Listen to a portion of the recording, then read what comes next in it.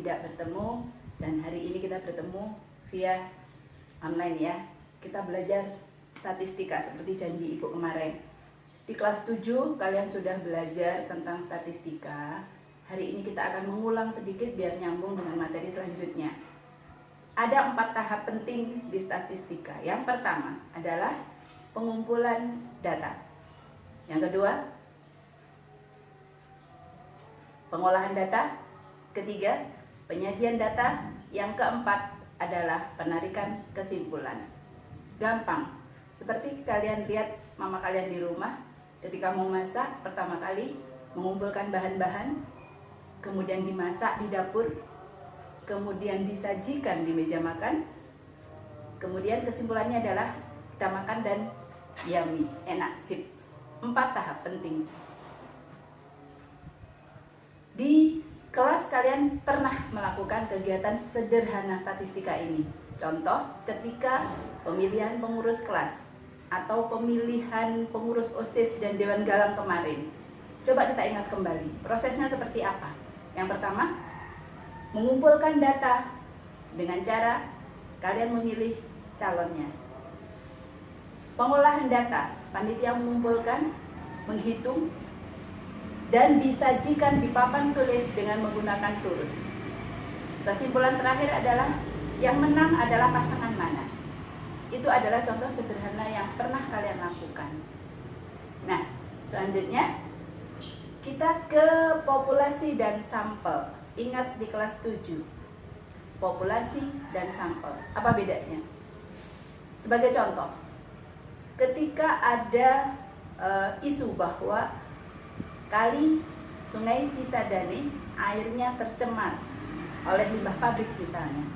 Nah, penelitian tentang itu, penelitian tentang apakah benar air di Sungai Cisadane itu tercemar, maka yang menjadi populasi adalah seluruh air di aliran Sungai Cisadane. Bagaimana untuk meneliti? Nggak mungkin dong semua air itu dibawa ke lab. Maka kita mengambil sampelnya. Contohnya, beberapa air kita masukkan ke botol di beberapa titik, dan itulah yang dibawa ke lab untuk diuji. Contoh itu adalah sampel yang mencerminkan keadaan populasinya. Ingat ya, jadi populasi adalah semua objek yang diteliti, sampel adalah yang menjadi contohnya yang diteliti. Oke, ke data. Data adalah informasi hasil dari penelitian kita, dari pengamatan kita.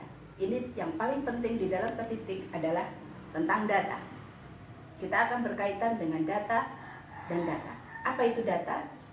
Sekelompok informasi yang kita peroleh tadi, itu adalah data. Contoh, kelas 9 kemarin ujian.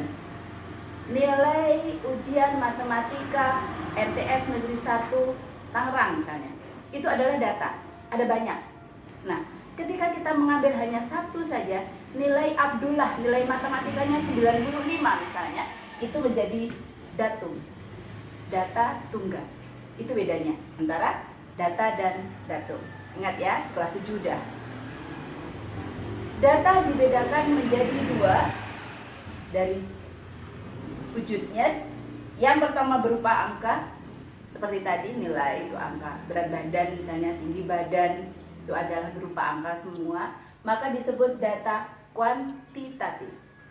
Tapi juga ada data yang tidak berupa angka. Contoh, bagus, cukup, atau jauh, tinggi, rendah. Nah, kalau data seperti itu disebut data kualitatif.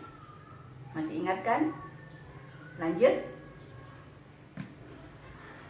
Dari cara memperoleh data.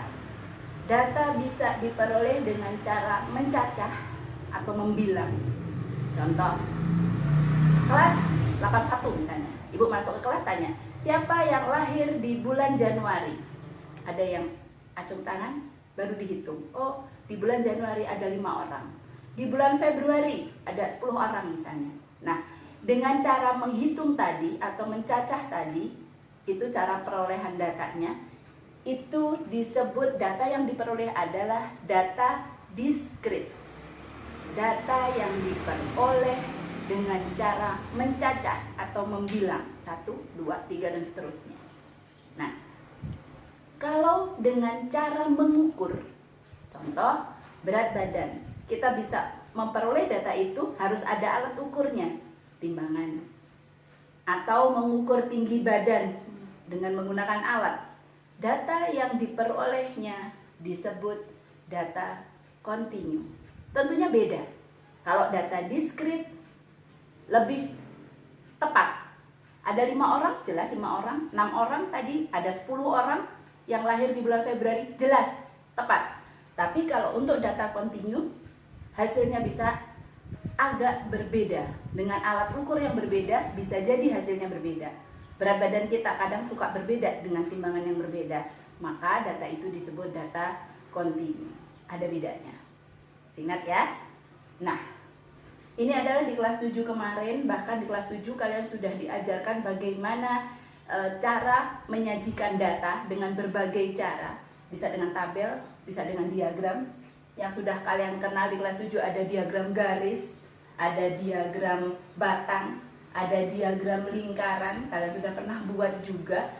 Nah, ada contoh untuk selanjutnya di LKS di halaman 42 soal nomor 5. Ibu akan angkat sebagai contoh di sini. Ada diagram lingkaran tentang anggota koperasi seperti tampak di gambar. Di sana disebutkan sudutnya. Sudah Ibu salin di sini. Pertanyaannya di LKS adalah berapakah perbandingan antara banyaknya pedagang dengan petani? Sekali lagi, berapakah perbandingan antara banyaknya pedagang dan petani? Kita lihat di sini, kalau pertanyaannya hanya mencari perbandingannya saja, maka kita tidak perlu menghitung satu persatu banyaknya orang di masing-masing bagian ini. Maka kita hanya ambil saja untuk pedagang dan petani, kita lihat sudutnya saja. Di sini tidak ada, tapi kita lihat dulu. 90 derajat di sini, 30, ada 48 di sini dan 120 derajat di sini. Pedagang tidak ada. Kita tahu untuk satu lingkaran itu adalah 360 derajat. Yang sudah ada berapa? 90, 30, 120, 240, 288 derajat. Berarti sisanya untuk pedagang berarti berapa derajat? 360 derajat tadi dikurangi 288 ya. Jadi ada 72 derajat. Oke. 72 di sini. Berapa perbandingannya sekarang antara pedagang dengan petani? Oke, kita tulis perbandingan banyaknya pedagang tanpa harus mencari berapa banyak orangnya. Pedagang kita bandingkan dengan petani. Maka kita hanya mengambil sudutnya saja. 72 dibanding petaninya 120 derajat. Maka kita peroleh berapa? Bagi 12 ya. Bagi 12 ini 6. Bagi 12 ini 10. Masih bisa disederhanakan menjadi 3/5. Inilah perbandingannya. Nah, jadi untuk soal ini kita tidak perlu mencari banyaknya orang supaya lebih sederhana. Tapi jika kita ingin tahu berapa banyaknya orang anggota koperasi itu yang sebagai pegawai negeri, di sini ada 90 derajat, baru kita hitung masing-masing. Untuk pertanyaan lain, tugas untuk kalian, coba kalian hitung setelah ini berapa masing-masing orang pada bagian ini. Contoh, pegawai negeri, di situ ada 90 derajat, maka menghitungnya adalah 90 derajat seluruhnya adalah 360 derajat. Kita kalikan, total anggota di situ adalah 5.000 Nah, ini caranya menghitung begini. Ini adalah banyaknya pegawai negeri.